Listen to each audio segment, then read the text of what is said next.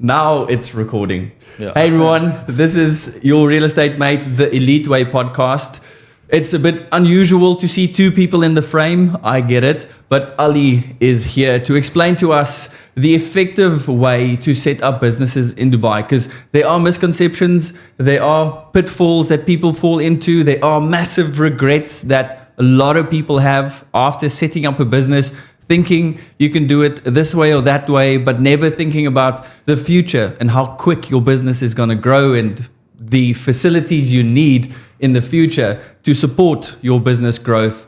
All happens when you register your business. And then we're also going to talk about tax. Tax is a thing that everyone's concerned about. So we're just going to address a bit of those details with Ali. So stick around. Here we go. Ali, welcome. Thank you so much for joining me. No problem. Thank you for having me. Yeah, so I literally asked Ali yesterday, can we sit down? He said, yeah. And that's the thing what I really like about you is always being available. Yeah. Ali, what do you specialize in? Let's get down to the detail. What do you specialize in? So I specialize in two things. Company setups, and once the company is set up, post-incorporation services. So most of people, they think in order to do business in Dubai, you need a license, but not really just a license. Because when you set up the license, there are things that needs to be done after the setup in order for you to run the business. Like what is that? Like, for example, when your license is issued, you must have a visa under it. Okay. Why? Because bank account opening needs you to have a residency visa. Yeah. So once the bank account is open, you might need to hire some staff to run your business, like a manager or something. Yeah. Office setups and fit outs and these kind of things. Once you have this all in place, then you can manage and grow your business. Okay. So there is lots of companies out there who are just setting up licenses, and the client thinks that the company has been set up. No, until you get your bank account and proper staff in place, that's where your company is set up, and that's where you can run your business. So we specialize in this thing, two things: company setups and post-incorporation services. So when it comes to company setup and licenses, is it a simple process? Is there one or two different types of licenses, or is there like a lot to choose from? How do you get down to knowing exactly which license you would need? Look, no one is expert in this field because rules and regulations keep on changing on weekly, monthly basis. Okay. Right? So there are around about 4,000 activities, 50 plus jurisdictions where you can set up your licenses. 50 jurisdictions. 50, yeah. Okay, so what does a jurisdiction mean when it Jurisdiction comes to means like setup? free zones and mainland. So there are mainland, there are 7 emirates, so 7 mainland jurisdictions. Okay, 7 Right? mainlands. And then there are free zones. Okay. There are lots of free zones, like 40 to 45 free zones. Mention Like, one. let's say free zone. DMCC, IFZA, Maidan? Davza, Maidan. Maidan? Yeah. I know a And little in bit. Ajman, there is Ajman free zone, Sharqa free zone. So these are the free zones also where you can set up your licenses. Okay. So, and there are multiple types of licenses: sole establishment, LLCs, branch companies. So from where you'll start. So your question whether it's complicated, yes, it's complicated. Yeah. Most of people, they think they have options between these 50 jurisdictions and between this activity, but not really. Okay. Because people usually think this is a very big misconception here, that I have an option to set up in a free zone, or I can also set up in the mainland. It's not really an option. You tell us your business plan and we will tell you what is best fit for you. Okay. Because sometimes setting up in a free zone can be a wrong license for you. Initially, it can be good, but for the future. So that's why you yeah. ask for a business plan, because Exactly, yeah. you've Exactly. dealt with businesses that have expanded and they have had the headache of needing to change. Exactly. And some businesses, initially also, it's not advisable to set up in the free zone. So for example, if you want to set up commodities business, DMCC is the best free zone for it. It is more credible than the mainland license and company when it comes to commodities. If you want to set up a shipping company, Javza becomes better free zone. The other general licenses, for example, if you want a general trading license or a construction license or transportation license, you want to open up a laundry or a restaurant, then mainland becomes a better license. So it's not really an option that whether you can set up in the free zone or in mainland. It is best to get advice from someone like us to place your business properly. Is there a particular activity that's very popular now? So there is no such activity because we see people coming from different sectors, right? So we see people coming from software, IT side, we see bankers coming up and setting up financial institutions, we see healthcare who are setting up clinics, and we see SMEs who are setting up e-commerce, for example, or a general trading license to sell online. So it's diversified. It's diversified. So there's not one common thread that you see. Now, if someone just want to live in the UAE and do, for example, crypto or do stock investment, they can have a freelance visa. Okay. So there is no license for it. Okay. There are freelance visas which is offered in the mainland, and also it's offered in the free zone. Free zone is better because it's easier to set up. If you have financial means, it's best to buy property and then get a golden visa. That's the best way to enter into Dubai. And why do you say that's the best?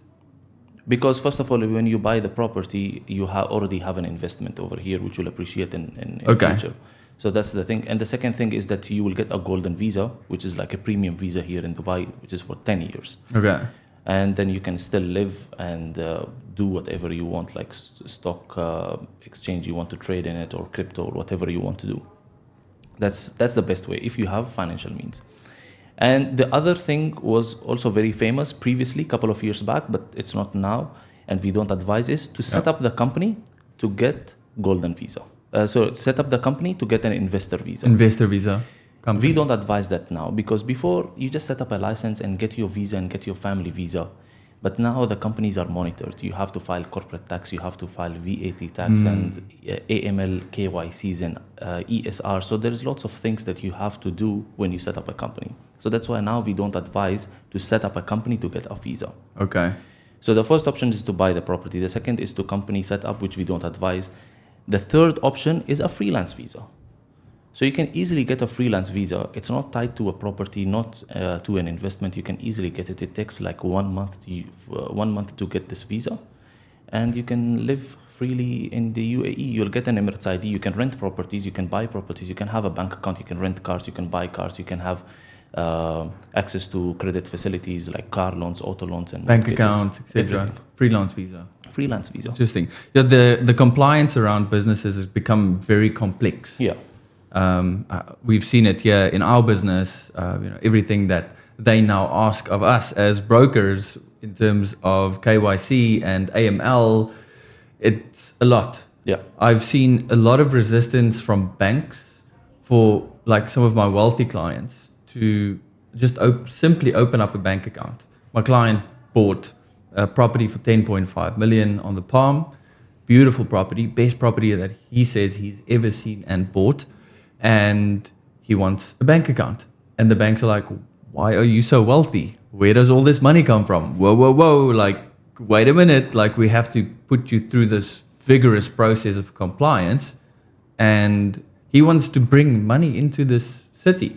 And he's obviously, I had a discussion with him, and, obviously the things that happen in Dubai in terms of the cash-friendly environment that it was, being on the the grey list, and then getting off of the grey list. We need to maintain, sort of heavy compliance. So obviously he gets it, but it makes it harder for the genuine, clean guy who wants to come and live here and set up and send money here.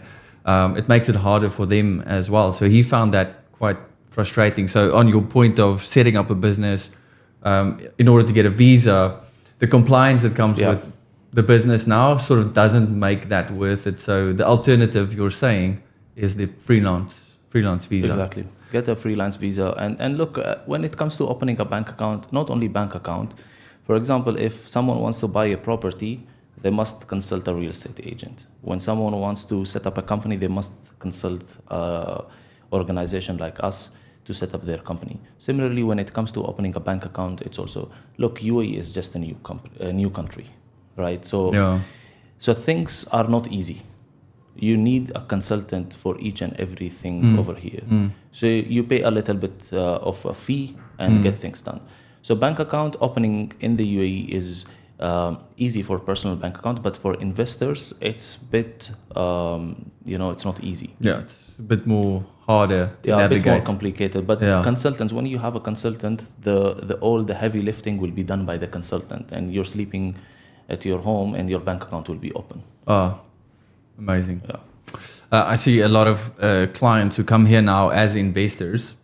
They buy property and then they want to open up a bank account. It's a bit hard, like you say. So they go to Weo Bank. So Weo, just online. We're not ambassadors for Weo Bank, but it's the process has just been simplified.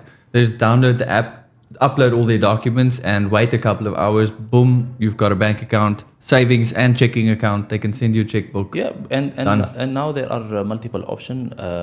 There is also ADCB Hayak. They are also similar to Weo. So when Weo came in the market, it was very easy to set up, and similarly the other banks are following now. ADCB Hayak, one of my clients opened a personal bank account within 24 hours. It was open. And Mashriq Neo business also account is very easy to set up. I just opened a personal account with So most of the banks are becoming digitalized, but as I said, UAE is a new country, so it's adopting. You touched on something tax-wise, which probably will be our last topic. Corporate tax. When you're setting up a company and the compliance around corporate tax, what do you need to take into account? And when does corporate tax apply? Does it apply to, sorry, there's a lot of questions here. So you're just going to give me the general, but does corporate tax apply to every business, a certain income, revenue, net profit? So look, things are not very clear in the market because the regulations hasn't been issued yet. It will be only implemented next year. But you have to have registered already. Yeah, if you've all got the companies who are registering this year have to register in corporate tax. Okay. Within 1 month. So for example, if I set up my company now, within 1 month I have to also register the corporate tax, but I don't have to file anything until now because the regulations are not very clear. Who does that registration for me? We also do that. Okay. Or any tax advisor can do. Any tax consultant company can also do that for your clients. Once you set up your company and the corporate tax, you just have to keep your books of account very neat, clean, because then next year when the rules apply or it's implemented, then it's easier to file it. So no one needs to file now. So you don't have to, because you register doesn't mean you're filing. So that still needs to be clarified and set in stone from next year, this date. Is there a date? There will be a date after 1 year. So for example, now we are at 30th of August. So I must file corporate tax next year, 30th of August. Okay. So your calendar year when you started your business. Yeah. So this is the first thing. The second thing, there is qualified and unqualified taxes. So qualified tax is whatever business you do in Dubai or in the UAE, you must pay this 9% corporate tax. Doesn't matter whether you're in the free zone or in the mainland. So people have this misconception also that I want to set up my company in free zone because I want to be exempted from the tax. There is no exemption as long as you are doing business within the UAE. Okay. If you are doing business within the free zone, then that's okay. You don't pay any tax for it. But I don't see any company doing business within the free zone only, because free zone, think of a small suburb. Yeah. How are you going to set up a business and your target market is just in the free zone? Just in the free zone. So you can't work with clients on the mainland if you have a free zone, if you want to go about it that way. Yeah. So anyway, you are going to pay that 9% corporate tax. So whether you're in the free zone or mainland, you are going to pay 9% corporate tax if you are doing business within the UAE. If your income is or revenue is generated from outside of the UAE, then you don't pay 9% corporate tax. Company registered here, but the revenue is generated with your business outside of the UAE. Outside of the UAE. So for example, we have Saudi or any part of the world. So we have lots of our clients who have set up their operations over here, and then they have their businesses generated from UK, from other parts of the Europe or USA, Canada. So they invoice their clients from the UAE. So in this way, they don't pay any corporate tax because the income or the revenue is generated from outside of the UAE. Now, whether you're in the mainland or you're in the free zone, it's the same also. But these rules are just generic rules issued on the news. There is no federal article or law in place. Interesting. Now. Okay. So these are just the news which we see on, let's say, on Kharij Times, on news channels where they have put down this one, but there is no concrete rule until now. Interesting. Okay. So we get lots of leads and clients who are going to buy properties over here. The normal question is whether we should buy property under their personal capacity, with using their passport, or to set up a company and put it through the company. So our advice is always that there is no benefit of setting up the company and then buying the property, because then you will be paying 9% corporate tax, right? It's best to buy it under your individual capacity, because there is no income tax over here. So for example, if you're buying a property of 5 million dirhams and then you're selling it for, let's say, 10 million dirhams, there is no income tax on that. Exactly. But if you do the same transaction through a company, you're paying 9% corporate tax. So some of the clients still insist us, they're saying like, no, Ali, I still want to set up a company and put down the properties under the company, because maybe they have benefits back in their home country. Not in the UAE. So we have done couple of them. Yeah, of course. This Canadian client of mine set up his holding companies in Canada, and he set up that holding company in the free zone here in Maidan. And he bought the property under the company name because he paid it through the company as well.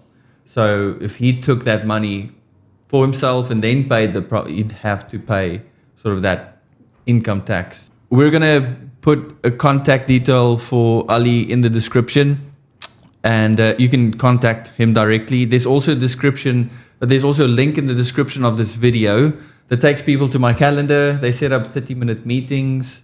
So if anyone has the idea of wanting to chat to you as well, I'll send through that calendar invite to you as well, so you can have me and Ali on the call and then bounce ideas and bounce questions off to get clarity on your next steps. How to get a golden visa without real estate investment.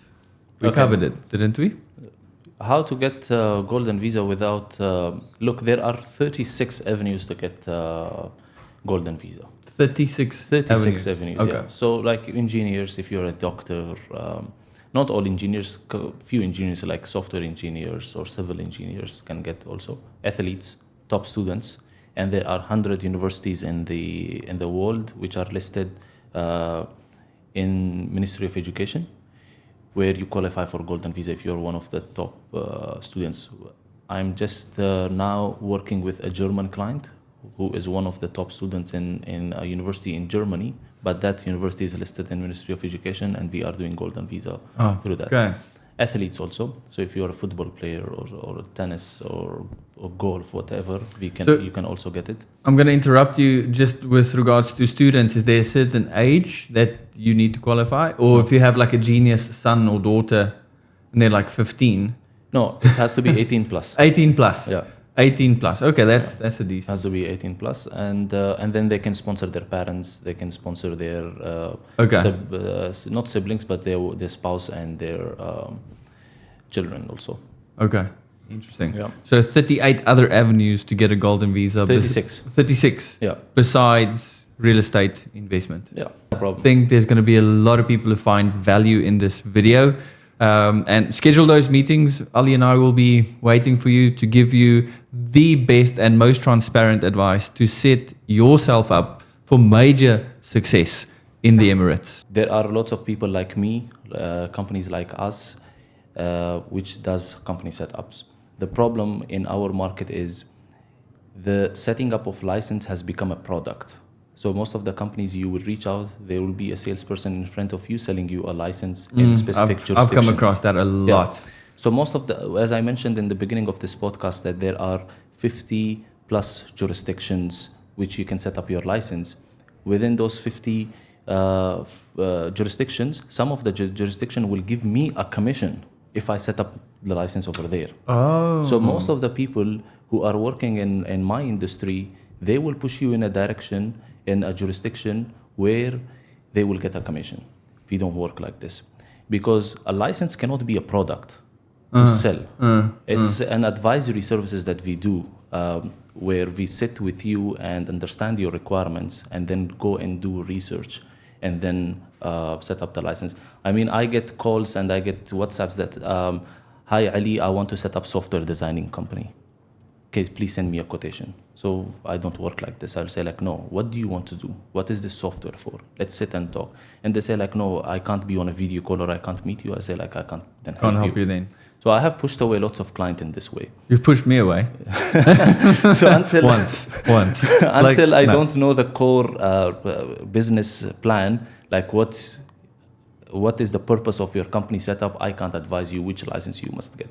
But there is lots of companies which you will reach out. Within 10 minutes, you'll get a quotation because they are selling you a license where they will get a commission. So this is the only last Vital thing. to understand. Thanks for sharing that. It's super important. That's super valuable.